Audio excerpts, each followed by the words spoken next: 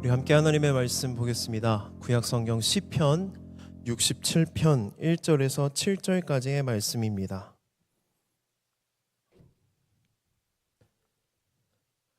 구약성경 시편 67편 1절에서 7절까지의 말씀을 우리 한 목소리로 읽도록 하겠습니다. 함께 읽겠습니다. 시작. 하나님은 우리에게 은혜를 베푸사 복을 주시고 그의 얼굴 빛을 우리에게 비추사 주의 도를 땅 위에 주의 구원을 모든 나라에게 알리소서. 하나님이여 민족들이 주를 찬송하게 하시며 모든 민족들이 주를 찬송하게 하소서. 온 백성은 기쁘고 즐겁게 노래할지니 주는 민족들을 공평히 심판하시며 땅 위의 나라들을 다스리실 것임이니이다. 하나님이여 민족들이 주를 찬송하게 하시며 모든 민족으로 주를 찬송하게 하소서. 땅이 그의 소산을 내어주었으니 하나님 곧 우리 하나님이 우리에게 복을 주시리로다. 하나님이 우리에게 복을 주시리니 땅의 모든 끝이 하나님을 경외하리로다. 아멘. 오늘 설교 제목이 너 내 복이 되라입니다. 여러분 원피스의 명대사 아시죠? 너 내 동료가 되라. 우리 가슴을 뛰게 하는 그 명대사인데요, 하나님이 오늘 우리에게 말씀하시는 거예요. 너 내 복이 되라. 우리가 하나님께 복을 구했는데 하나님은 우리에게 뭐가 되라고 말씀하시냐면 복만 주시는 게 아니라 복 그 자체가 되라고 우리에게 말씀하십니다. 복을 구하는 것과 여러분 복이 되는 것의 차이가 뭘까요? 우리가 기도할 때 주로 어떤 것을 하나님께 구하고 있습니까? 하나님, 이번 시험 성적 오르게 해주세요라고 하면서 시험 성적에 대해서 구하기도 하고, 좋은 사람 만나게 해주세요, 연애하게 해주세요. 이런 기도 안 하세요, 여러분? 기도하고 연애하세요. 좋은 사람 만나게 해주세요, 연애하게 해주세요, 결혼하게 해주세요, 취업하게 해주세요, 이직을 잘하게 도와주세요. 그리고 이 프로젝트가 성공하게 해주세요. 또 여러분 그런 것도 기도하죠. 비트코인이 좀 오르게 해주세요, 주식이 좀 오르게 해주세요라고 우리가 기도합니다. 여러분 저는 이 기도들을 하면 안 된다고 말하는 게 아니에요. 여러분 기도하셔야 됩니다. 우리가 마땅히 하나님의 자녀로서 아버지에게 구할 것들을 구하라고 말씀하셨어요. 그래서 아버지에게 우리가 이런 것들을 구해야 됩니다. 아버지 되시는 하나님께 구하는 것은 하나님께서 이 모든 것들의 주인이 되신다는 믿음의 고백이 있기 때문에 우리가 구하는 거예요.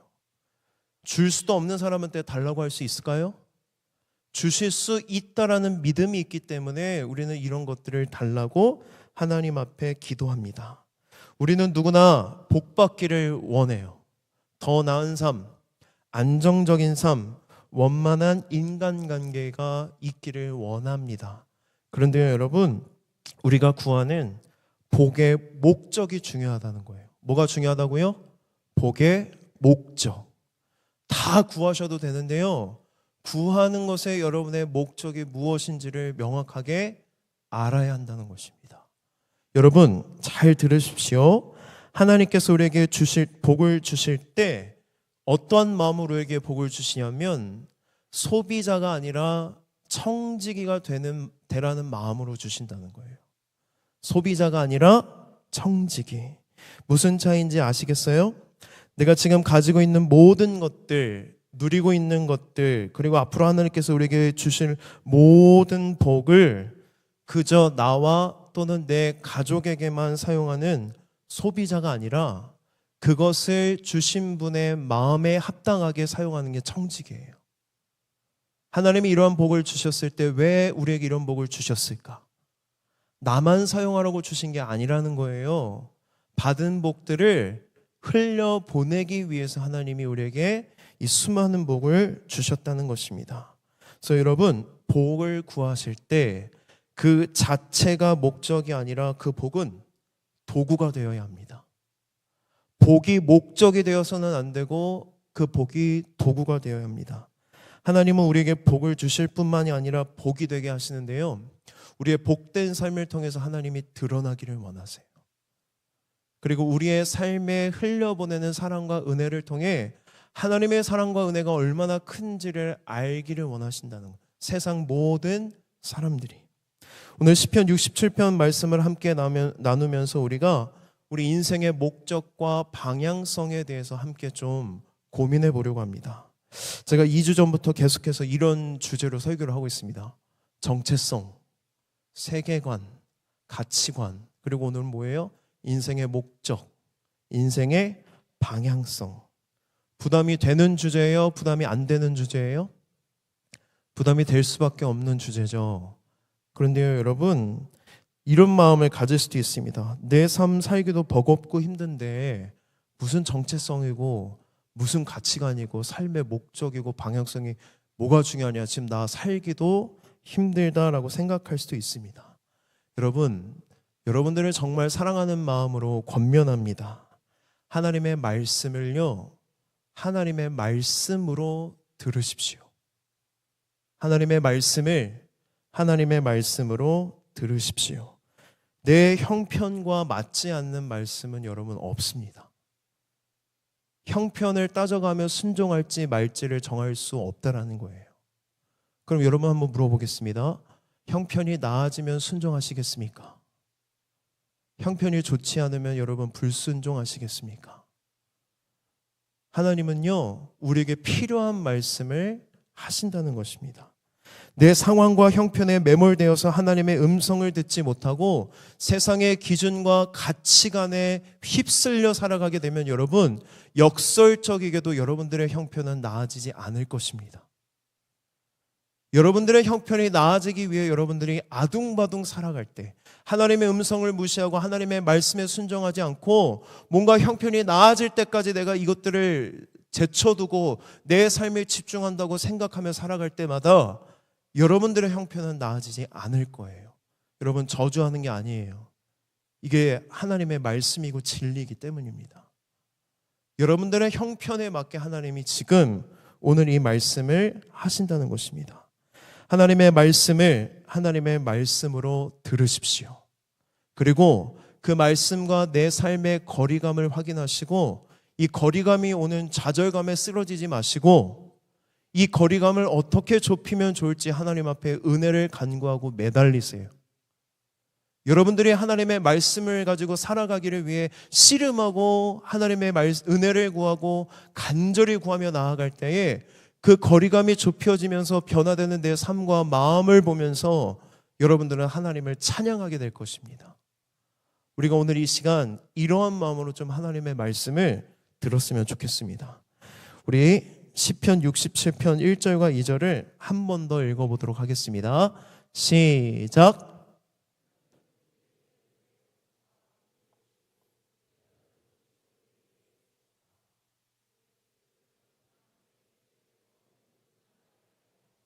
아멘. 1절 한 번만 띄워주실래요? 여러분, 셀라를 읽을까 말까 고민하셨죠? 읽는 게 맞을까요? 안 읽는 게 맞을까요? 안 읽는 게 맞아요. 셀라가 뭘까? 시편 말씀 읽어보면 셀라가 막 나오죠. 그래서 제가 고민을 많이 해서 이거 학자들도 결론을 못 내립니다. 왜냐하면 셀라에 대한 기록이 많이 없기 때문에 추측만 하기 때문이에요. 그래서 여러 가지 썰이 있는데 재밌어서 잠깐 소개하려고 하는데, 시편이 여러분 시인 거 아시죠? 그리고 상식적으로 성경 상식인데 시편은 장이라고 안 불러요. 67장이라고 안 부르고 뭐라고 불러요? 편. 여러분, 어디 가서 무식하게 시편 67장이라고 하시면 안 됩니다. 왜 시편만 편일까? 저자가 다 다르고요. 그게 다 시편이고 찬송이기 때문에 한 편, 두 편, 세 편이 되는 거예요. 연속적인 이야기가 아니기 때문에 뭐라고 부른다? 편이라고 부른다. 그리고 이게 찬송시잖아요. 그래서 마지막에 셀라라고 나오는데 이 셀라의 뜻을 잘 몰라서 막 학자들이 추정하는데 이런 거예요. 예를 들어 한 가지는 뭐냐면, 우리 건이가 찬양 인도를 하다가 중간에 키업을 할 때가 있어요. 그럼 목소리 높여서 이렇게 부르자 이렇게 얘기하면 찬양팀들이 키업을 하잖아요. 셀라가 그런 의미로 쓰인다고 해요. 1절에서 2절 찬양을 넘어가기 전에 찬양을 인도하는 레위인이 셀라라고 외치면 뭔가 찬양 소리가 더 커지고 키업이 되고 흥을 돋구는, 그래서 제가 이거를 뭐라고 생각했냐면 우리 판소리 전문가, 판소리인가요? 네, 하여튼 그쪽 전문가한테 물어봤어요. 이거 비슷한 거 뭐가 있겠냐. 얼수, 얼씨구. 근데 좀 이상하지 않아요? 시편 읽다가 갑자기 얼수 하는 게. 다른 학자들은 뭐라고 이야기하냐면 셀라가 잠시 멈추고 들으라 라고 해석하기도 해요. 근데 저는 이 후자의 의견에 동의해요. 1절이 쭉 나오고 셀라 했습니다. 그럼 2절로 바로 넘어가지 말고 1절에 잠시 멈춰서서 1절을 묵상하라는 거예요. 1절 말씀이 주로 뭐예요? 복을 주세요 하나님 이라고 하는 건데, 잠시 멈춰서서 우리가 생각해야 될 게 뭐냐면 왜 복을 줘야 될까? 왜 복이 필요하지? 하나님 우리를 복 주기 원하시는데 왜 복을 주기 원하실까에 대해서 마침표를 찍고 잠시 묵상한 뒤에 2절로 넘어가라는 거예요. 복을 달라고 시편 기자가 기도합니다. 그리고 2절에서 복을 달라는 이유와 목적이 나와요. 2절 말씀을 한 번 더 읽어보도록 하겠습니다. 시작. 아멘. 내가 복받아야 하는 이유, 하나님이 우리를 복으로 부르신 이유는 뭐냐면 복된 나의 삶을 통해서 누구를 알리기 위해서라는 거예요. 하나님을 알리기 위해서 하나님이 우리에게 복을 주신다. 여러분, 복에는 목적이 있습니다. 하나님께서 우리에게 주신 많은 복들이 있어요. 생명도, 내 시간도, 내 물질도, 내 커리어도, 내 학위도, 또 내 직장도, 내가 이뤄낸 모든 것, 내가 가지고 있는 모든 것은 하나님의 복이에요. 믿으십니까? 여러분, 이 복을요, 나를 위해서 사용하라고 주신 게 아니라 그 복을 주신 하나님을 이 세상에 알리기 위한 목적으로 우리에게 이 모든 복들을 주셨다는 것입니다. 하나님이 우리에게 주시는 이 복은 여러분 뭐와 같냐면 만나와 같습니다. 하나님의 은혜로 이스라엘 백성들이 출애굽을 해요. 광야에서 먹을 게 하나도 없습니다. 하나님 앞에 불평과 원망을 드리니까 하나님이 뭐를 내려주세요? 만나를 내려주세요. 근데 하나님이 한 가지 명령하십니다. 너희들 그날 먹을 만큼만 가져가서 먹어라. 그런데 인간들이 그 말을 들어요, 안 들어요? 안 듣죠. 지난주 설교 기억나시나요? 무엇을 먹을까? 무엇을 마실까? 염려해요. 내일에 대한 염려가 가득 차니까 어떤 염려하기 시작해요? 하나님이 없어요. 내일 하나님이 만나를 주시지 않으면 어떡하지? 내일 만나가 내려지지 않으면 어떡하지? 그래서 그 사람들이 만나를 긁어 모아요. 그런데 아침 일어나 보니까 만나가 어떻게 돼 있어요? 다 썩어 있어요. 만나의 유통기한은 하루예요. 왜 하루인지 아십니까? 매일매일 하나님이 그들을 먹이시겠다고 약속하셨기 때문에 약속하신 은혜를 붙들고 하나님만 바라보고 살아남을 수 있는 땅이 광야라는 거예요. 우리가 받은 은혜와 복이 바로 만나와 같습니다. 하나님이 주신 복을 나를 위해서 사용하면 여러분 그 복은 다 썩기 마련입니다. 메들린 러바인이라는 임상심리학자가 있습니다. 임상심리학자로 30년 넘게 다양한 10대들과 학부모, 교사들을 상담한 전문가인데요. 처음에 이 러바인이 문제아들, 가정 형편이 어려운 10대들을 주로 이렇게 상담을 했어요. 그러다가 상담실을 어디로 옮기냐면 부유한 캘리포니아 지역으로 옮깁니다. 환상이 있었어요. 왜냐하면 이제까지 만났던 10대들의 가정 형편이 좋지 않았기 때문에 부유한 집에서 자란 아이들은 크게 문제가 없을 것이다 라고 생각을 했는데 그 지역에서 상담을 하면서 그의 생각이 완전히 바뀝니다. 러바인은 부유한 집안의 청소년들이니까 정서적인 문제가 덜할 것이라고 생각했는데 훨씬 더 심각하다는 것을 깨닫습니다. 좋은 유전자를 가지고 태어나 똑똑하고 경제적인 지원을 통해 좋은 기회를 많이 받았지만 상담실에 찾아오는 아이들 대부분이 겉으로는 정상적인데 안이 다 썩어 있다는 거예요. 더 정서적으로 문제가 많다는 것을 깨닫게 됩니다. 이 깨달음을 가지고 그가 쓴 책의 제목이 뭐냐면 물질적 풍요로부터 내 아이를 지키는 법이라는 책이에요. 물질적인 풍요로부터 내 아이를 지켜야 된다는 거예요. 그래서 러바인이 이런 말을 합니다. 사람들이 많은 자원을 가지고 있지만 그것을 제대로 흘려보내지 못할 때 정서적으로 훨씬 더 큰 문제를 가지게 된다. 자녀들을 올바르게 키우기 위해서는 자신이 가지고 있는 것을 자기의 것이라고 생각하지 않고 계속해서 그것을 이웃들에게 흘려보낼 수 있도록 교육시켜야 된다는 거예요. 그러지 않을 때 아이들이 정서적으로 큰 문제를 경험하고 그것 때문에 오히려 독이 된다는 것입니다. 여러분, 이처럼 복은요, 쥐고 나만을 위해 사용할 때 썩습니다. 이것은 물질적인 복만 의미하지 않습니다. 영적인 복도 마찬가지예요. 여러분이 하나님을 알고 예수님을 믿어 구원받고 하나님의 은혜를 날마다 경험하고 사랑받는 하나님의 자녀가 된 것은 엄청난 축복이죠, 여러분.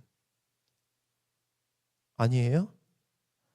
여러분, 너무 물질적인 복만 구하지 마세요. 이 영적인 복이 여러분들한테 있어야 되는데 이게 엄청난 복이잖아요. 여러분들이 그런 은혜를 받고 있다면 이 영적인 복도 흘려보내야 된다는 거예요. 내가 누리고 있는 은혜를 뭐 해야 된다? 흘려보내야 한다. 여러분, 왜 믿음이 있지만 신앙생활이 그렇게 즐겁지 않을까? 왜 말씀을 읽는 게 그렇게 지겨울까? 왜 기도만 하려고 하면 기도가 꽉 막힐까? 찬양을 해도 기쁘지가 않고 말씀을 들어도 은혜가 되지 않을까? 왜 이렇게 신앙생활이 무기력할까? 그 이유는 무엇이냐면 내 안에 있는 복음의 은혜를 흘려보내고 있지 않기 때문입니다. 여러분들이 받은 은혜, 여러분들이 받은 이 구원의 은혜와 감격을 잘 흘려보내고 있지 않기 때문에 그렇다는 것입니다. 나에게만 매몰되어 나를 벗어나지 못하고 있기 때문이에요. 여러분, 하나님이 주신 복은 나에게서 멈추면 안 됩니다. 반드시 흘려보내요. 그게 여러분 우리에게 복을 주신 이유와 목적이고 우리 삶의 이유와 목적이라는 것입니다. 지금 우리가 가지고 있는 것들, 누리고 있는 것들이 있습니다. 여러분, 이것들은 부정하지 않으시죠? 뭐 많고 적음에 대해서는 여러분들이 생각하기 나름일 것 같아요. 적다, 부족하다라고 느낄 수는 있습니다. 그러나 많고 적음을 떠나 이 모든 것들이 하나님의 것이고 하나님이 주셨고 하나님이 우리에게 이런 복을 주신 것은 흘려보내기 위해서 주셨다는 거예요.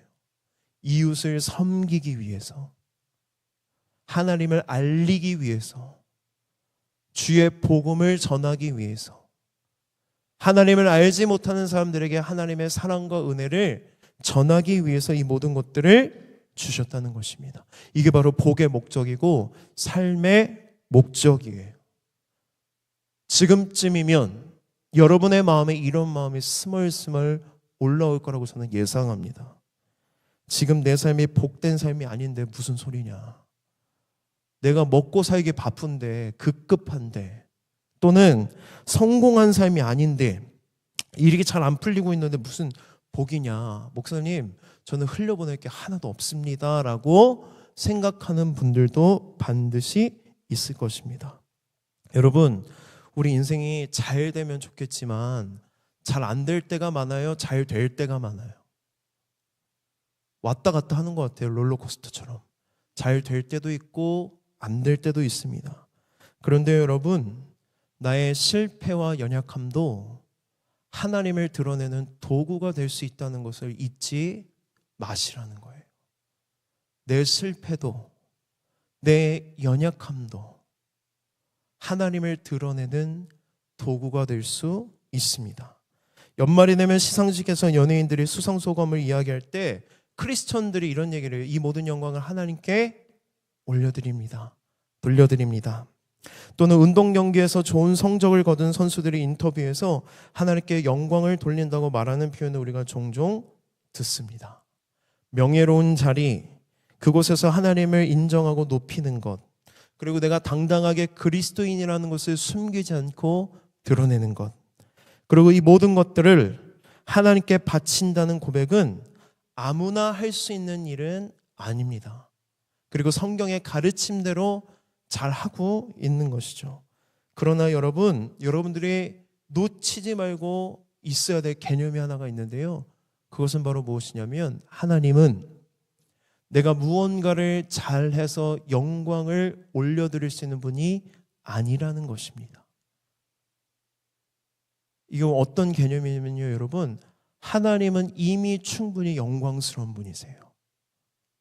내가 무언가를 잘해서 성공해서 상을 타서 하나님 영광에 한 숟가락도 얹을 수가 없다라는 거예요. 이미 하나님은 영광스러우시다. 영원히 영광스러우시다. 영광으로 충만한 분이 누구이십니까? 우리 하나님이십니다. 그래서 조나단 에드워즈라는 신학자가 이런 말을 합니다. 조금 이해하기 어려울 수 있는데요. 잘 들어보십시오. 하나님께서는 무한한 사랑과 기쁨을 발산함으로써 영광을 받으신다. 주체가 다르죠. 우리 피조물들이 하나님을 위해서 무언가를 해서 하나님 영광 받지 않으세요. 여러분 영광 못 올려요. 하나님이 하나님의 사랑과 하나님의 기쁨과 하나님의 성품을 드러내실 때 그게 영광이 된다는 거예요. 그 영광이 아주 잘 드러나 있는 곳이 있습니다. 그게 어디일까요? 그게 어디예요, 여러분? 하나님의 사랑이 이렇게 집약되어 있는 곳. 그게 어디예요, 여러분? 나잖아요, 나. 누구라고요? 나. 하나님이 저와 여러분을 어떻게 창조하셨어요? 하나님의 형상으로, 하나님의 영광스러운 형상으로 우리를 창조하셨어요. 하나님이 우리를 사랑하시기 때문에 우리를 창조하셨고 우리를 사랑하셨어요. 그래서 그 영광의 지박체가 바로 누구라는 거예요? 나라는 거예요. 나. 내가 이렇게 존귀한 존재라는 걸 우리가 잊고 살아요. 나라는 존재는 이렇게 영광스럽고 아름다운 존재라는 것을 우리가 깨달아야 된다는 것입니다. 하나님은 세상에서 무언가를 받음으로써 영광을 받는 것이 아니라 충만한 영광을 세상에 나타내심으로써 영광을 받으십니다. 좀 더 쉽게 설명해 볼까요? 제가 요리를 잘해요. 여러분 제 요리 먹어보신 적 있으세요? 아무도 없죠? 한 번도 안 해줬으니까 없을 거 아니에요. 근데 제가 요리를 잘한다고 소문이 막 났어요. 근데 먹어본 사람은 아무도 없어. 근데 제가 어느 날 여러분들을 저희 집에 초대해서 요리를 해서 줬더니 여러분들이 먹고 막 환호성을 지른 거예요. 진짜 목사님 요리 잘하신다. 그때 제가 영광 받는 거예요. 무슨 차이인지 아세요? 저는 원래 요리를 잘하는 사람이었어요. 제가 요리를 해주나 안 해주나 잘하는 사람이라는 영광은 그냥 그대로 유지가 돼요. 그런데 그 잘하는 걸 내가 보여줬을 때, 나타냈을 때, 계시했을 때 그것을 통해서 그 요리를 잘한다는 영광이 드러난다는 거예요. 하나님의 영광이란 건 그런 거예요. 여러분들이 뭔가를 잘해서 하나님은 영광 받지 않으세요. 하나님은 그 자체만으로도 영광스러우신데 하나님이 우리를 사랑하시는 모습을 우리를 통해서 드러날 때, 나타낼 때 누가 영광 받으신다? 하나님이 영광 받으신다. 그렇다면 하나님께 영광을 돌린다라는 건 정확한 의미는 이런 것입니다. 이미 하나님은 영광스러우신데 그 영광스러운 것을 인정하고 내가 마땅히 보여야 될 반응을 보이는 것. 하나님을 찬양하는 것. 하나님을 기뻐하는 것. 그때 그 마음과 태도가 하나님께 영광을 돌리는 거예요. 아시겠습니까? 우리는 보통 내가 뭔가를 잘 해내서 하나님께 영광을 돌리겠다고 생각하면서 하나님의 영광이라는 개념을 내 삶의 처지와 행위로 자꾸만 연결하려고 합니다. 그러다 보니 하나님의 영광을 위하여 산다는 성경의 가르침을 듣고 삶의 현장에서 내가 성공하지 않으면, 무언가를 하지 않으면 하나님께 영광이 되지 않는다고 생각해요. 잘못된 생각이에요. 여러분은 여러분 자체만으로도 복입니다. 하나님이 여러분을 복되게 하셨습니다. 우리가 어려움 가운데 있더라도 실패하더라도 그 환경 가운데에 하나님이 드러나셔요. 그러면 그게 복이에요. 그러면 그게 영광입니다. 우리 하나님은 내일이 잘 될 때도 하나님의 영광을 나타내실 수 있지만 내일이 안 될 때도 하나님의 영광을 나타내실 수 있습니다. 내가 원하는 일이 이루어지는 과정에도 하나님의 영광이 나타날 수 있지만 원하는 일이 이루어지지 않는 과정에서도 하나님의 영광은 나타나실 수 있다는 거예요. 내 계획은 어그러졌지만 하나님의 계획이 이루어지는 것, 그것이 여러분 하나님의 영광 아니겠습니까? 내 계획이 번번이 실패해요. 그런데 그 실패의 과정 속에서 하나님의 계획하심이 드러나요. 내 실패와 연약함을 통해서도 하나님은 뭐 받으신다? 영광 받으신다. 그래서 하나님의 영광을 위해 사는 삶이란 무엇이냐? 내가 뭔가를 잘해서 뭔가를 드리는 게 아니라 주님이 나를 통해 내 삶에, 내 일에 하나님이 나타나시는 게 바로 영광과 복된 삶입니다. 그래서 영광은요, 철저히 수동적인 삶이에요. 하나님께 내 삶을 내어 맡기는 삶. 나의 삶을 통해 하나님의 하나님 되심이 분명히 드러나는 것입니다. 그래서 여러분, 힘들고 어려울 때에 여러분들이 하나님을 찾는 걸 포기하지 않고 막 울면서도 이 교회에 나와서 예배를 드리고 찬양하고 하나님을 향한 믿음을 꺾지 않을 때 사람들은 궁금해해요. 도대체 하나님은 어떤 분이시길래? 도대체 너에게 믿음이란 무엇이길래? 이렇게 힘들고 어려운 와중에도 하나님을 포기하지 않고 버리지 않고 예배를 드리는가? 하나님이 어떤 분이신지 궁금해하게 되고 하나님이 드러날 때 하나님이 뭐 받으신다? 영광 받으신다는 것입니다. 저를 한번 따라 하실래요? 잘 돼도 하나님께 영광, 안 돼도 하나님께 영광. 그 우리 인생은 복된 인생이라는 거예요. 누구를 드러내기 위해 우리가 부르심을 받았습니까? 하나님을 드러내기 위해 부르심을 받았기 때문입니다. 그렇다면 구체적으로 이 복, 하나님을 전하는 삶을 어떻게 전할 수 있을까? 여러분 그냥 가만히 있으면 하나님이 드러나시나요? 한번 손 들어보세요.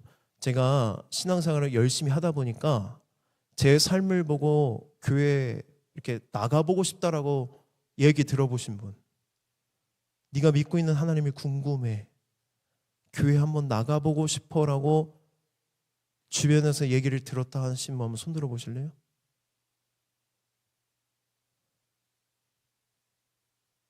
여러분 삶을 어떻게 사시는 거예요?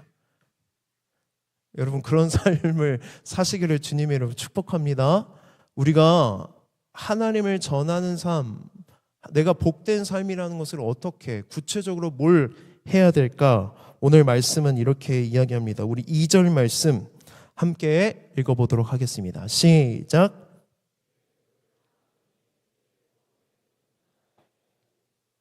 아멘. 첫 번째는 뭐냐면 복음을 직접적으로 말로 전하는 삶을 사셔야 돼요. 복음을 전하는 삶. 이렇게 생각하는 사람들이 있습니다. 복음 전도를 직접적으로 말하는 건 좀 구리지 않아? 시대랑 좀 맞지 않잖아. 너무 강압적이고 세련되지 않아. 그래서 그냥 내가 복음인 것처럼 살면 되잖아. 내 삶을 통해서 하나님을 드러내면 되잖아 라고 생각하시는데요. 아까 여러분 손 들어보라고 했을 때 손 드셨나요? 효과가 없단 말이에요, 여러분. 그리고 여러분들 다른 사람들이 다른 사람의 삶에 그렇게 관심이 없어요, 요즘에. 내 삶 살기 바쁘지. 그래서 여러분, 삶은 삶대로 사시되 반드시 복음을 말로 전해야 된다는 것입니다. 우리가 그리스도인답게 착하게 사는 것만 끝나는 것이 아니라 직접적으로 말로 복음을 전해야 됩니다. 내가 이렇게 사는 이유, 그런 얘기는 들어보시죠. 왜 주말에 교회를 그렇게 열심히 가? 그럼 여러분 어버버하죠. 당당하게 말씀하시라고요. 너 왜 그렇게 열심히 교회 다녀? 너 왜 그렇게 예배를 열심히 가? 왜 주말에 쉬지 않고 놀러 가지 않고 예배를 드리냐 물어볼 때, 교회를 위해 그렇게 헌신하고 섬기냐고 물어볼 때 그 이유를 반드시 말로 전할 수 있어야 됩니다. 하나님께서 내게 베푸신 은혜가 크기 때문에 내가 이렇게 사는 게 기쁘다고 말해야 돼요. 힘들 때도 물론 있죠. 쉬고 싶을 때도 있죠. 그러나 베푸신 은혜를 생각하면 내가 이렇게 섬긴 게 너무 기쁘다고 말로 해야 된다는 것입니다. 나도 당신과 같이 자기중심적이고 이기적으로 살고 싶은 마음이 있지만, 나도 문제가 많지만, 나도 때로는 넘어질 때도 있지만, 나는 내가 생각하는 것보다 훨씬 더 죄인이고, 내가 감히 바라거나 상상했던 것보다 하나님께 훨씬 더 큰 사랑을 받고 있다고, 당신도 나와 같은 사랑을 받을 수 있다라고 우리는 당당하게 말할 수 있어야 됩니다. 이렇게 직접적으로 말하지 않으면 여러분, 우리가 하고 있는 이 모든 은혜로운 생활을 은혜로 보지 않고 율법주의로, 종교로 보게 돼요. 그렇기 때문에 이게 은혜라는 것을 우리가 직접 말로 전해야 된다는 것입니다. 우리가 전해야 될 복음의 내용이 무엇일까? 성경은 이렇게 이야기합니다. 우리 모두가 아까 이야기한 것처럼 하나님의 형상으로 창조되었어요. 하나님의 형상으로 창조되었다는 것은 정말 존귀한 존재로 우리가 창조되었다는 의미예요. 그러나 인간이 죄를 짓고 모두가 죄인이 되어 하나님과 관계가 끊어졌고 우리가 스스로 하나님을 버리고 타락했다라고 성경은 말합니다. 그런데 우리에게 뭐가 있냐면 우리 영혼에 한때 우리가 존귀했던 기억이 남아있다라는 거예요. 한때 내가 하나님의 형상으로 살았던 영혼의 기억이 우리 모두에게 남아있는데 그 기억이 상실됐어요.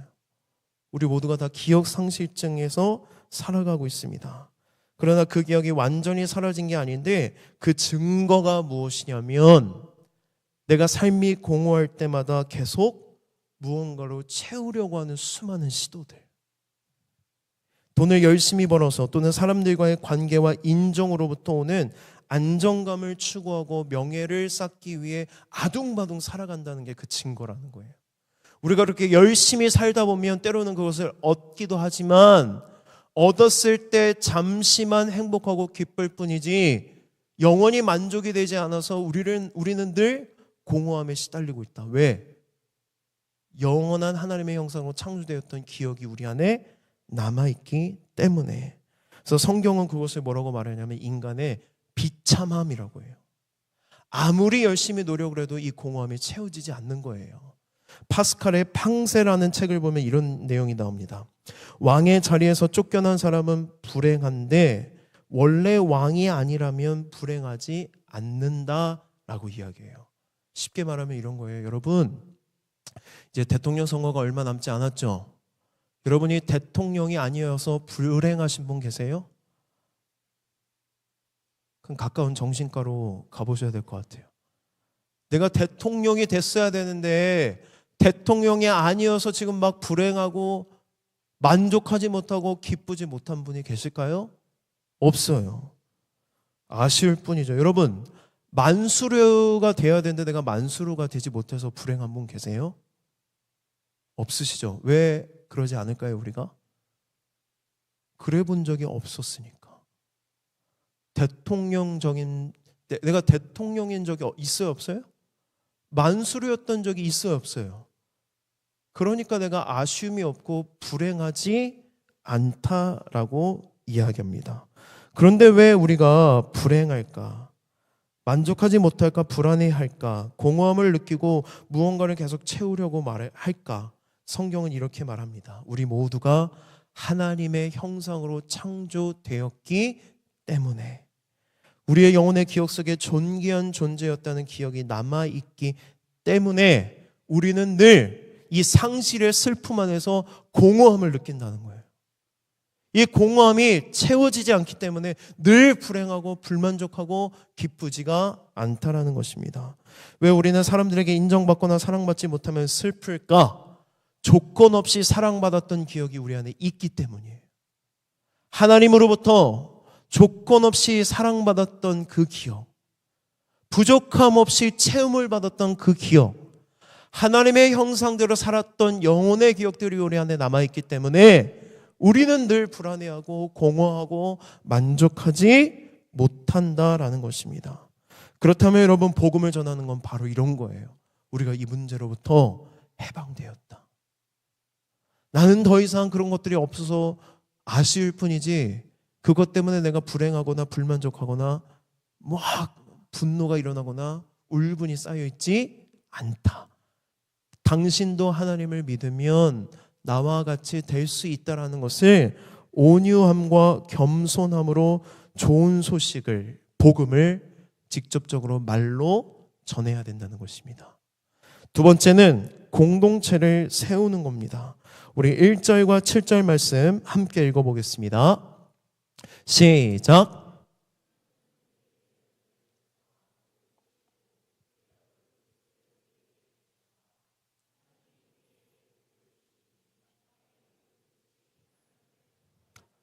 아멘. 말씀을 잘 보십시오. 하나님은 누구에게? 복을 나에게 달라고 구하지 않고 우리에게 달라고 구하고 있어요. 우리에게. 여러분, 이것이 하나님께서 우리에게 주시는 복의 중요한 특징인데요. 하나님께서 복을 주실 때는 개개인별로 주실 뿐만이 아니라 공동체에게 주신다는 것입니다. 하나님께서 베푸시는 복과 은혜는 공동체라는 거예요. 많은 사람들이 복을 개인적인 것으로 생각하고 이해합니다. 그러나 하나님이 복을 주실 때에는 공동체에게 주시는 복이 반드시 있다라는 것입니다. 그 복이 바로 뭐예요? 우리에게 베풀어 주신 이 공동체라는 복을 통해서 우리가 하나님의 복음을 전하고 하나님을 알리기 위해서 우리 공동체를, 주님의 몸된 교회인 우리를 부르셨다는 것입니다. 그래서 여러분, 우리는 이 복을 우리끼리만 누리는 것이 아니라 흘려보내야 돼요. 전도의 현장으로, 선교의 현장으로 늘 나가야 됩니다. 그러지 않으면 여러분, 우리 교회는 자폐적인 성향을 갖게 돼요. 우리끼리만 좋은 공동체가 된다는 것입니다. 이 복된 공동체, 이 공동체, 영원한 공동체, 아름다운 공동체의 교제를, 주님 안에서 누리는 이 아름다운 은혜들을 우리가 함께 전할 때 우리 공동체가 복된 공동체가 된다는 것입니다. 여러분, 벌써 날씨가 더워졌습니다. 제가 작년에는 정장을 입고 설교를 했는데요, 도저히 못하겠더라고요. 그래서 여름간은 그냥 셔츠만 입고, 제가 얼마나 땀을 흘린 게 안쓰러우냐면 우리 명건 가지장이 작년에 허리춤에 차는 선풍기를 선물해 줄 정도로 제가 열이 많고 땀이 많은데, 여름이 벌써 찾아왔어요. 여러분, 여름은 어떤 계절입니까? 여러분, 선교하기 딱 좋은 계절입니다. 여러분, 어떤 계절이라고요? 여러분, 제가 단체 가스라이팅을 지금 하고 있는 거예요. 여름 하면 여러분 어떤 생각을 하셔야 되냐면 바다, 산, 외국 아니에요. 여러분, 선교지, 카자흐스탄, 전남이 떠올라야 돼요. 여러분, 여름은 어떤 계절이라고요? 선교하기 딱 좋은 계절입니다. 여러분, 다른 것에 열을 내지 마시고 땀을 내지 마시고 하나님의 복음을 전하는 일에 여러분 열을 내시고 땀을 내셨으면 좋겠습니다. 우리가 주님의 복이 되어서 복음을 전하고 하나님을 나타내고 하나님의 영광이 되는 학위 전도 봉사를 매년마다 갑니다. 이번에 해외는 카자흐스탄으로 가요. 근데 소문이 어떻게 났는지 모르겠는데 벌써 그날 다 신청이 마감이 되었고 이제 국내 학위 전도 봉사가 남았는데요. 금요일 날 우리 국내 팀과 함께 전남 장흥에 답사를 다녀왔습니다. 답사를 다녀오는데 저는 참 감사하고 기쁘더라고요. 명건 우리 팀장님이 어떤 얘기를 했었냐면, 청년들이 없는 곳에 청년들이 할 수 있는 것들을 했으면 좋겠습니다 라고 이런 이야기를 했는데, 장로님이 그런 얘기를 하는 거예요. 이 지역에는 청년 선생님들이 없습니다. 거의 연로하신 분들이 많아서 아이들을 대하기도 어렵고 주일학교 아이들도 없고, 그래서 각자 교회에서 성경학교 할 수 있는 형편이 안 돼서 전남 지역에 있는 성교교회들이 모여서 성경학교를 한다는 거예요. 그래서 참 감사했습니다. 우리의 부르심이 여기에 있다라는 것을 확인할 수 있는 귀한 시간이었는데, 안타깝게도 여러분, 어린이 사역이 주 핵심 사역인데 어린이 사역팀이 너무 적어요. 지금 여러분들, 여름에 해야 할 일도 많고 하고 싶은 일도 많지만 여러분, 우선적으로 해야 될 일이 있습니다. 어린아이들에게 복음을 전하는 일에 여러분들이 신청하시고 여름에 그 일을 위하여서 최선을 다해 복음을 전하고 하나님의 복이 무엇인지, 하나님께 영광이 되는, 영광을 드러나는 삶이 무엇인지 여러분들이 많이 누리고 많이 경험하셨으면 좋겠어요. 여러분, 피치 못할 사정으로 못 오시는 분들도 있을 거예요. 제가 여기서 말하는 피치 못할 사정은 어떤 거냐면 생계 유지가 곤란하신 분들. 제가 그 주일부터 목요일 기간까지 어린이 사역을 가게 되면 저는 굶어 죽습니다. 그런 분들은 제가 이해합니다. 그런데 뭐 여러 가지 이유 대지 마시고 생계 유지 곤란이 아니라면 여러분 다 참여하셨으면 좋겠어요. 제가 왜 이렇게 강조하느냐? 그곳에서 복음을 전하는 곳에서 우리가 하나님의 살아계심과 역사와 임재를 정말 많이 누려요. 하나님 우리에게 약속하셨어요. 너가 복음을 전하는 그 날, 끝날까지 내가 너와 항상 함께 있을 것이다. 저는 작년에 캄보디아 땅에 갔을 때, 또 작년에 우리 춘천 땅에 갔을 때 하나님의 살아계심을 너무 많이 누리고 경험했어요. 가셨던 청년들도 많이 누렸습니다. 그것들을 여러분들이 함께 누리셨으면 좋겠어요. 그래서 이번 여름 뭐하기 좋은 계절이다? 어휴, 지난번에 커피 보내줬죠? 예, 알겠습니다. 그래서 여러분, 복된 공동체로 부르심을 받은 우리 모두가 학예전도 봉사에 참여하셨으면 좋겠습니다. 아직도 주보에 계속 QR코드가 나가고 있거든요. 특별히 지금 어린이 사역팀이 많이 부족합니다.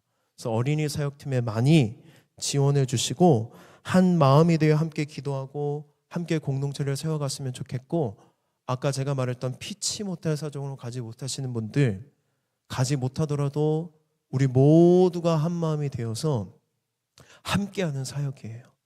기도의 자리에 나와주시고 무언가 준비하는 과정 가운데 도움이 필요하다면 여러분들 도와주시고 한 마음으로 이 공동체가 하나님 나라를 위해, 주의 복음을 위해 쓰임받는 복된 공동체가 되기를 소망합니다. 아멘이십니까?